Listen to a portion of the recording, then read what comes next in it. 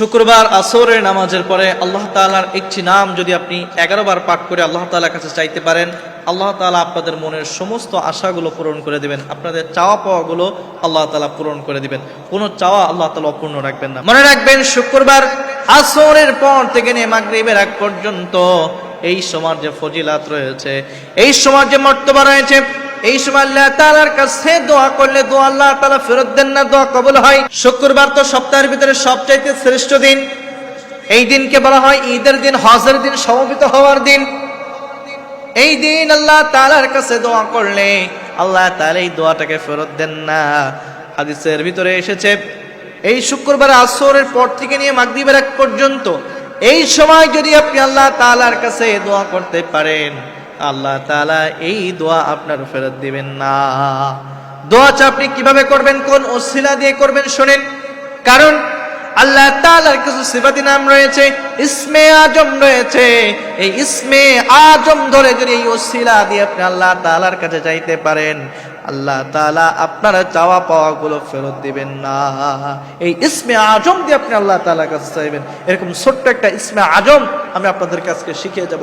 এই ইসমে আজমের ওসিলা দিয়ে যদি আপনি আল্লাহ তাআলার কাছে চাইতে পারেন, আল্লাহ তাআলা এই দোয়া আপনাদের ফেরত দিবেন না। যদি এই দোয়া নেক হয়, এই দোয়ার ভিতরে যদি কোনো শিরক না থাকে, এই দোয়ার ভিতরে যদি কোনো বাজে কোনো জিনিস না থাকে, আল্লাহ তাআলা অবশ্যই দেখবেন কবুল করবেন।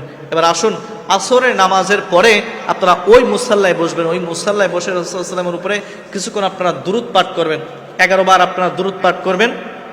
যে দুরূদে ইব্রাহিম যেটা পরে, যেটা সবচাইতে বড় দুরূদ, এটা হতে পারে।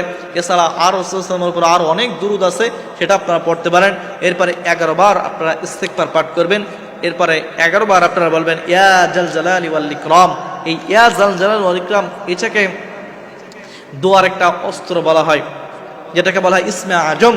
এই ইসমে আজম, ইয়া জাল জালাল ওয়াল ইকরাম, এর ওসিলা দিয়ে যদি আপনি আল্লাহ তাআলার কাছে চান, এই চাওয়া আল্লাহ তাআলা ফেরত দেন না। যে ইসমে আজমের ওসিলা চাইলে আল্লাহ তাআলা এটা ফেরত দেন না। এজন্য আপনারা শুরুতে কি বলবেন, আপনারা রাসূলুল্লাহ 11 বার দুরূদ পাঠ করবেন এবং 11 বার ইস্তিগফার এবং 11 বার বলবেন ইয়া জাল জালালি ওয়াল ইকরাম। এটা বলার পরে আপনারা ওই মুসাল্লায় বসে আপনারা দুইটা হাত উঁচু করে আল্লাহ তাআলার কাছে কাকতি মিনতি সুরে আল্লাহ তাআলার কাছে চাইবেন। আল্লাহ তাআলার কাছে আপনাদের মনের সমস্ত আশাগুলো ব্যক্ত করবেন। দেখবেন আল্লাহ তাআলা আপনাদের চাওয়া পাওয়াগুলো অপূর্ণ রাখবেন না। সব চাওয়া পাওয়াগুলো আল্লাহ তাআলা কবুল করে নেবেন।